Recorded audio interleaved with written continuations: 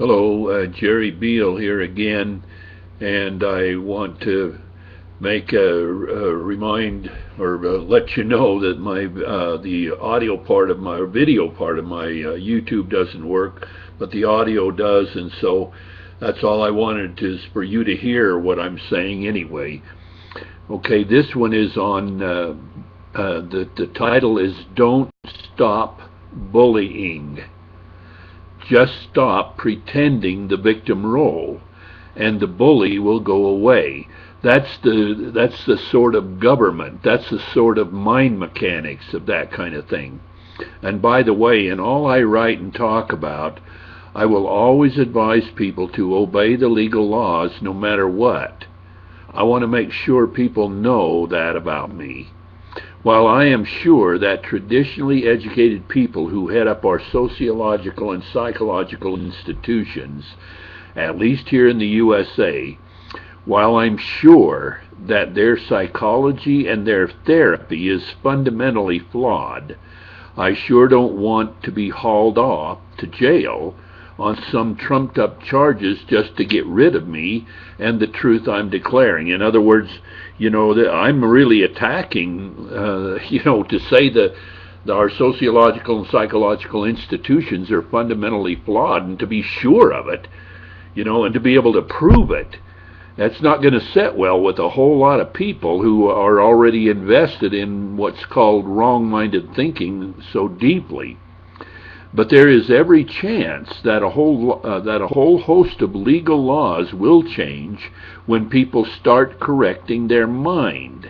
And remember, the mind correction is only human interpretations are able to cause human feelings and human experiences. That's the mind correction, and that's pretty damn simple. And a whole lot of it, a whole lot of correcting our mind will be around pretending the victim roles, understanding that situation. The biggest insanity I know about is to be using problematic interpretations when that person doesn't need to use a problematic interpretation. Many people complain about being a victim while they cherish the victim consciousness, often to be cuddled and felt sorry for. They ought to be instructed and taught the truth. I'm not saying the supposed victims don't have anguishing and agonizing feelings, but I am saying none of those feelings are coming from anything other than the supposed victim's own problematic defining mind context about whatever material aspect they're considering and thinking about. Remember the easy way to line up cause and effect when it comes to human feelings and human experiences. It's easy to understand, as in problematic interpretations about anything at all. Doesn't matter what it's about. Problematic interpretations, always and only, remember those two words, always and only, cause problematic feelings and problematic experiences. And non-problematic interpretations, again, about anything at all, always and only cause non-problematic feelings and experiences and allow us our own and inherent peace of mind. Why we haven't noticed such an easy way to line up cause and effect that way before is because we've been ever so deeply programmed to think in terms of problematic conditions and problematic events, when the conditions and events can only be what they actually are, which is always the subject or the symbol and not the cause of anyone's feelings or experiences, as I've been explaining in the other video. Maybe the best advice parents ever give their children is when an older child is teasing a younger child, the mom or dad tells the younger child, just ignore him and he'll go away. And every parent with at least 2 children know that works. At least most of the time it works. Why isn't the same great idea applicable when 5th grade Susie comes running in during recess to report her victim story this way? Teacher, Johnny called me a bad name and made me cry. If the truth sets us free, as it always does, then first of all, Johnny's name-calling didn't cause anything other than what Susie was making of Johnny's name-calling. But secondly, and by the time a child is 10 years old and in the 5th grade, and in this, where all of us have grown up with what A Course in Miracles calls wrong-minded thinking, the world is affecting us. This makes me happy, that makes me upset. By the time a child is 10 years old and in the 5th grade, the dishonest and irresponsible victim consciousness has become such a part of the child's life and goings on that it's at least crippled the child in that way. And it only gets worse as the older the child gets. So when you're an old guy, when you're an old man like me, then it's really mired down. And that's why people, old fogies like me, it's hard to change our minds because we're so set in our programming and so set in our ways. About 13 years ago, and one day I had stopped off to pick up my youngest daughter from her 5th grade class after school. Her teacher and I talked for a short time. The teacher told me that name-calling is the biggest problem most 5th grade teachers have. Ironically, she said, "Sticks and stones may break my bones, but names will never hurt me." She paused a couple of seconds and then said, "But they really do hurt people," meaning name-calling really does hurt people. So what is the truth about that? The truth is there is no gray area here with any of this.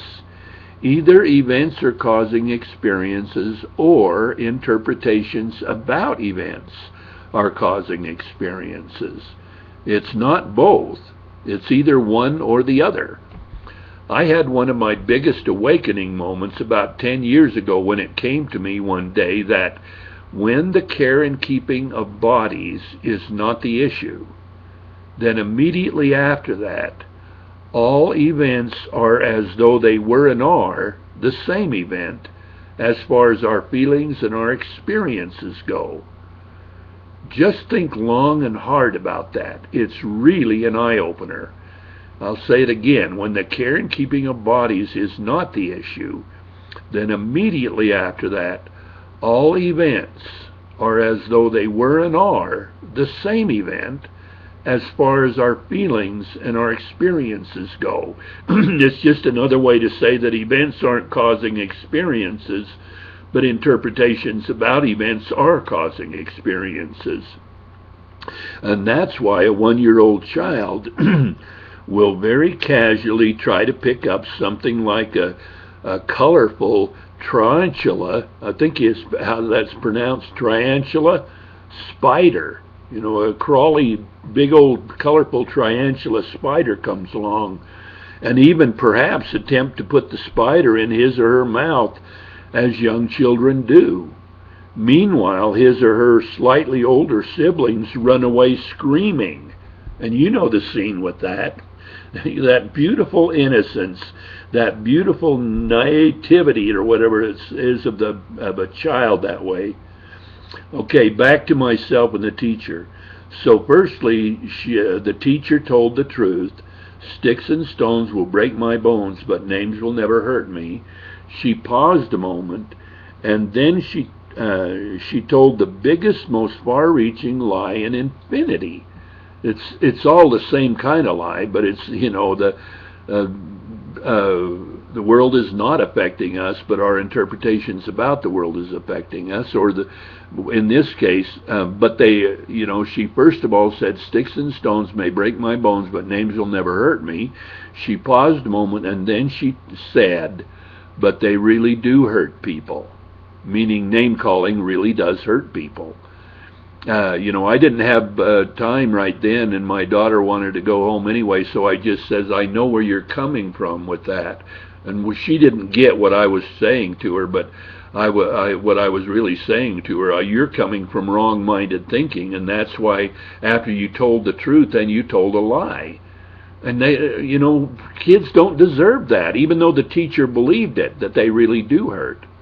So here's a way for a 5th grade teacher to teach the most important relationship of all, the relationship we all have with our own sense of selves, which right-minded thinking is a whole lot about.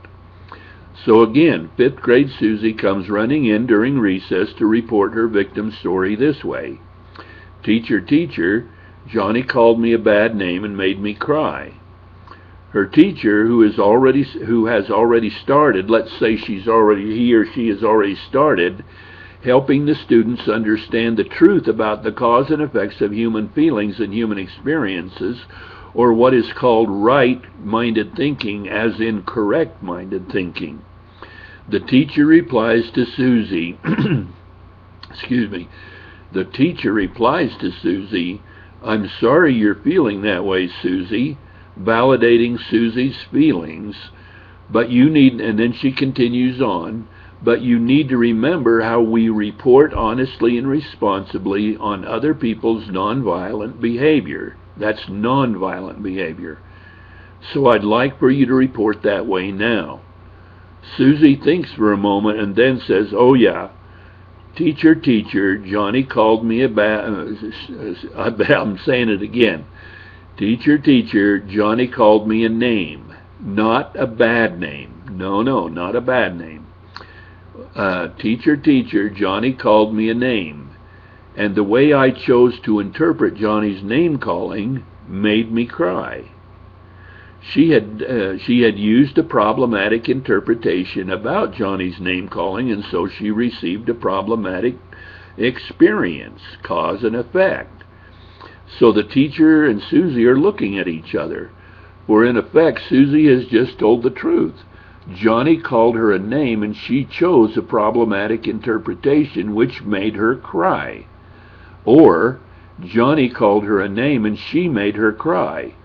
And by the way, if Susie had grown up never being programmed with wrong-minded thinking, or never being programmed with this makes me happy and that makes me upset, the world is affecting me, it would be the nature of the powerful child to ignore what other children think of as problematic conditions and problematic events. They would just, this more powerful child would just tell the truth. It doesn't matter because it can't matter, and that would be that. As time and process go on with the teacher, as time and process go in and teaching this finally teaching right-minded thinking to his or her students, the students will gain more and more confidence in not taking on the victim roles, and they'll learn how to become powerful in their own lives, which is the personal power to experience anything that comes along in their lives any way they choose to interpret, and thus experience anything that comes along in their lives. And so future Susies will be reporting this way. I said future Susies will be reporting this way.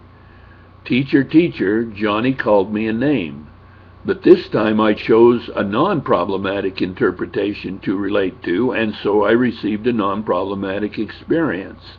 In fact, I went up to Johnny and said, "You must be confused, Johnny. You ought to know that I don't play games like that anymore. And so is there any way I can help you understand these things better?" How about that?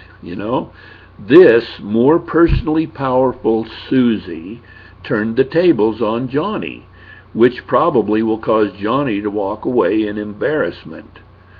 And by the way, Johnny's name-calling doesn't come from nowhere. It surely isn't random decision-making. His name-calling is coming from a boy who has been at least somewhat convinced that he is a bad boy from time to time, and bad boys do bad deeds, again through cause and effect. As in the following quote, amazingly insightful quote from my main mentor, A Course in Miracles. Here's the quote: "Every decision you make stems from what you think you are and represents the value you put upon yourself. what you think you are can be very hateful. And what this strange image, now listen to this, what this strange image makes you do, can be very destructive. And it goes on to say, and yet the experience is no more destructive than the image is. And I didn't get that right. Let me say the quote again. Every decision you make stems from what you think you are and represents the value you put upon yourself. It goes on to say, what you think you are can be very hateful.